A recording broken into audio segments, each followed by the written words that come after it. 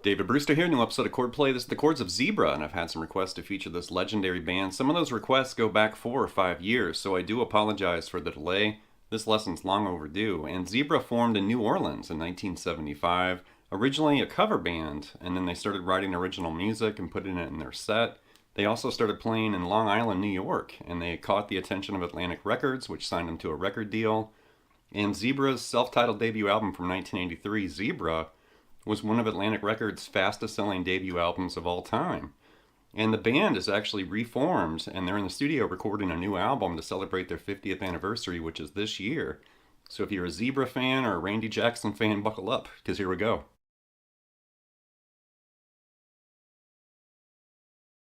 So in the guitar department in Zebra's music, we have the legendary Randy Jackson, lead vocalist and guitarist in the band. And I actually watched a live concert. I think it was from 1983 or 84.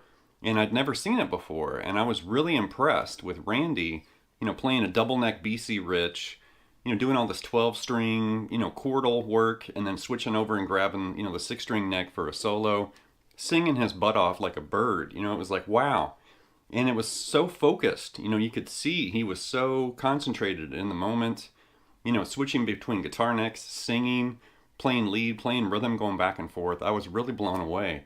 A great overlooked guitarist for sure, but still active, and I'm looking forward to see what they do with their new album and celebrating their 50th year. But Mr. Randy Jackson, legendary badass right here.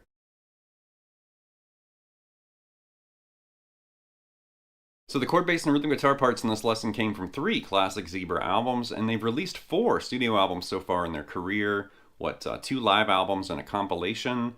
And it's interesting because their 4th album came out like in the early 2000s. I'm not really familiar with that one. I'm mainly familiar with their first 3. And I tried to track down their first album, their debut, but I really couldn't find a good copy of it. I did find a copy of 3V, but every copy of their debut that I came across is just trashed, all scratched up, or the sleeves really damaged or something. It's like, well, I don't want that copy. I want a better copy. So I'm still on the hunt for that. But anyway, here's the image with the album covers where I pulled music for this lesson.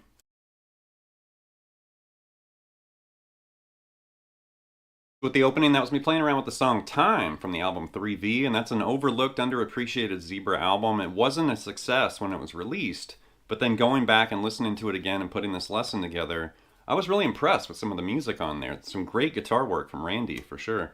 And this song starts with this dreamy 12-string guitar part that's, clean or acoustic, and then eventually it starts rocking out, and this is the rock out part. It's really cool, like this.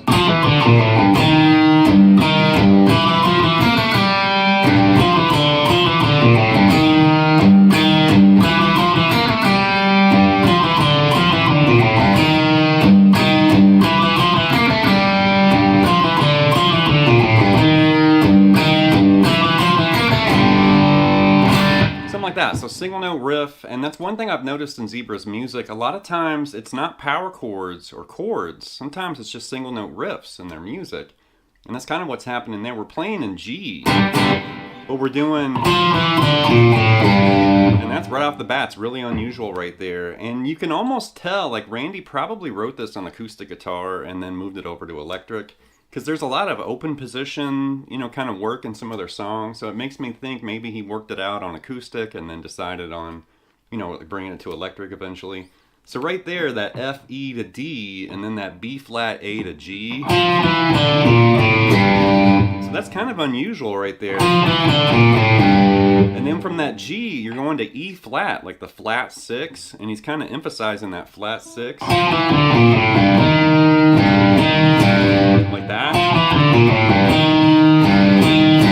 And then the normal 6, that E right there twice. So like E, E, F, E, D, and then that B flat, A to G. And then grab a low G, and then this F, E to D. And then you start the riff again right there.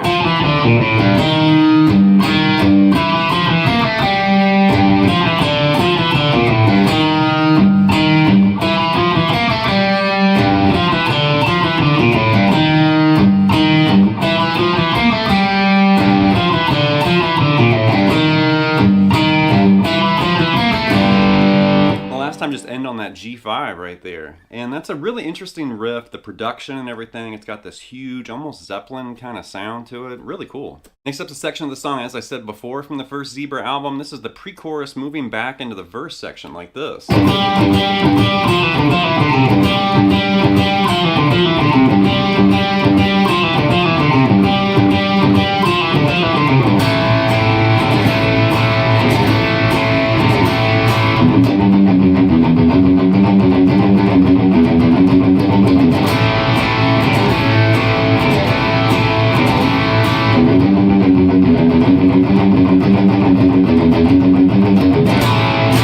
Something like that. So we got this G octave, and then you're coming down this little part of G mixolydian right there.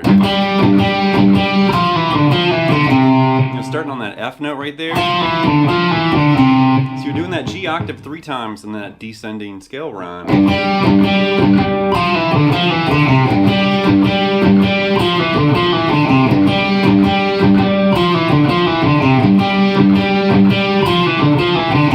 So 4 times right there. Then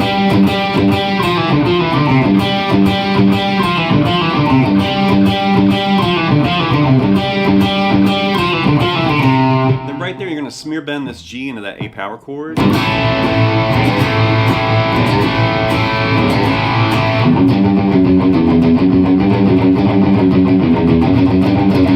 then you got that kind of busy like single note riff and you're picking through it.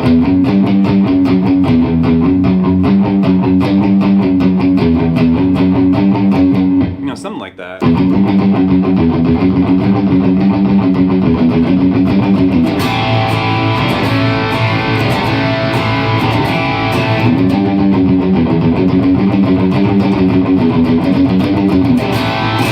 Interesting riff, it's busy, it's rocking out and stuff, and that's just a cool song from that first album, which totally rocks out. Next up's the song When You Get There from the first Zebra album, and it's something like this.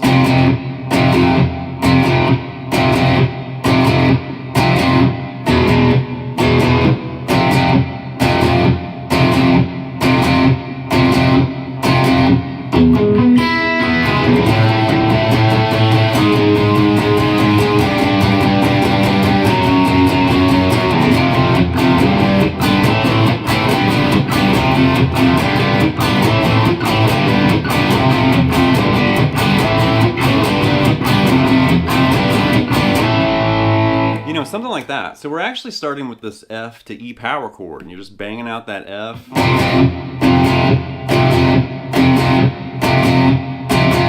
6 times right there, twice, and then you're gonna basically do, 4 E's twice, like that. I mean, it's technically 2 sets of, 2 strums right there, but like that.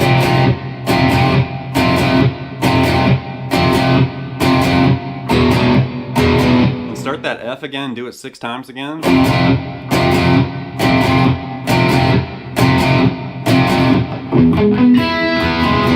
So right there, the low E open, like after that, second set of, I mean, you're technically playing 12, chords, but it's twice, right? So it's 6. And then you're doing that low E open and then playing a little part of that E over G sharp right there. Then you just start banging out those octaves, A to A flat, G to G flat.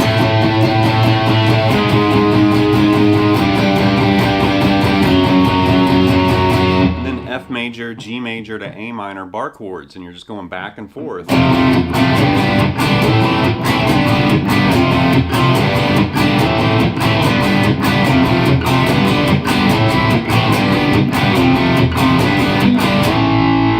Cool song, that's a cool riff too. Okay, next up's the verse section from the very famous Tell Me What You Want from the first Zebra album. And the song starts with 12-string guitar, and then there's a rock out chorus, and then it goes back to the verse, and then it's rocking out. So this is technically the second and third verse that are rocking out like this.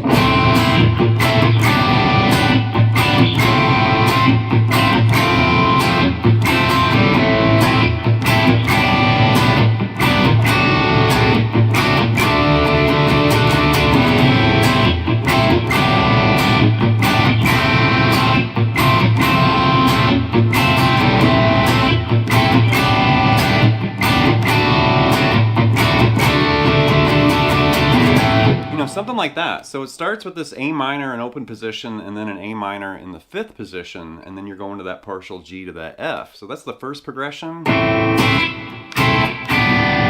Like that.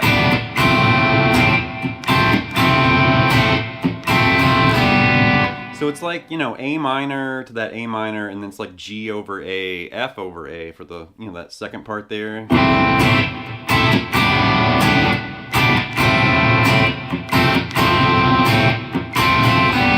Then you definitely hear like the open strings there going back in that A minor right there.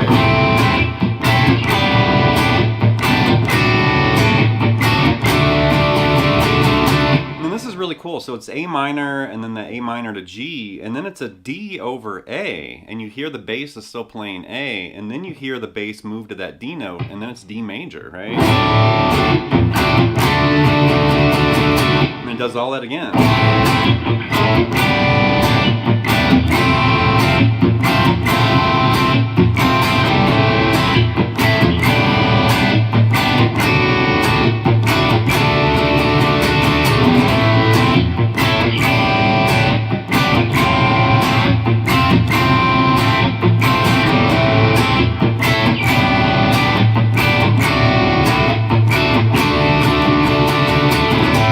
Song kicks ass. Next up's the song But No More from the album Tellin' No Lies, and this song is filled with these droned chords and implied chords like this.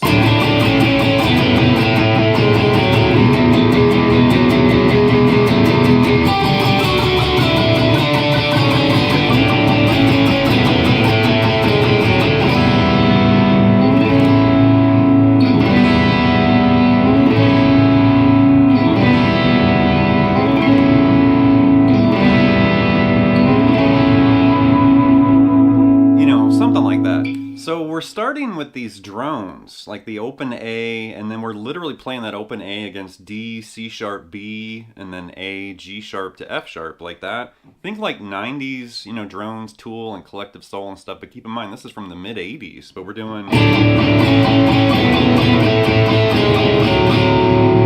So that's the A section, and then we're going to move to E, the low E with this A, G sharp, F sharp, G sharp, A to G sharp. Right, then move over to D, the open D string with this G, F sharp, E, and then D, C sharp to B, like that. And then do the A riff again all the way through it. And then right there it switches to these droning chords. It's like the start of the verse right there. So that first chord, that's like an A7 sus2 implied. And then take that fretted part, move it up a whole step. Now it's just an A add 9, like that.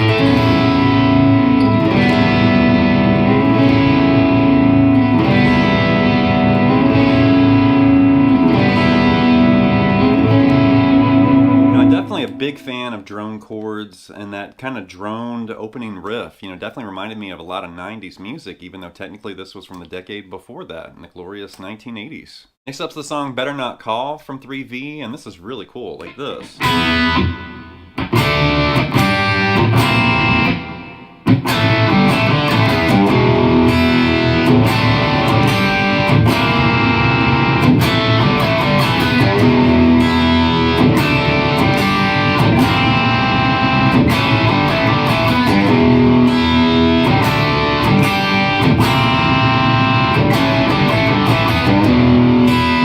Something like that. So it's once again like partial implied chords, the B and high E open for an implied E5 at the start, and then a D5 right there, and then a G5 like that, and then this is a C7 over E right there. So that's really unusual, like implied partial chords, and then you hear this. So after that opening with the high E and B open, that D5, the G5 to that little part of like a C7 over E, then you're kind of bouncing off this A5 to the open strings there on the D and the G strings. And then you're moving up that A note to that B note, and then that smeared G to the low E open, and then start the riff over again right there. Like that.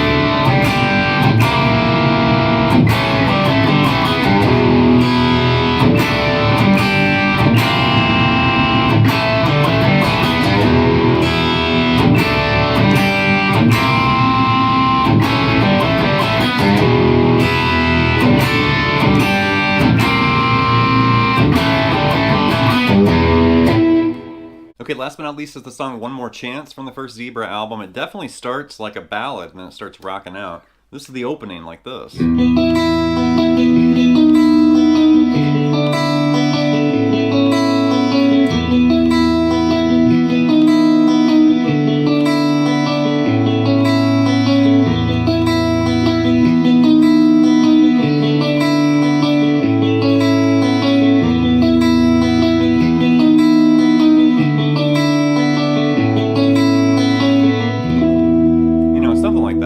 So it starts with this E5 like that. So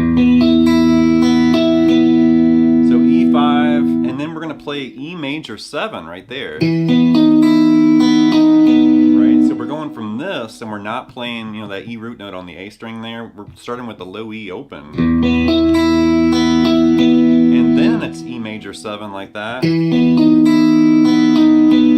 we're going back here. Think of like a D5 power chord, the open B and open high E. That's like a, what, D6 sus2 implied? And then we're playing that, which we actually had that earlier. That's an A add 9 right there. So I really dig this airy, dreamy, you know, sequence of chords.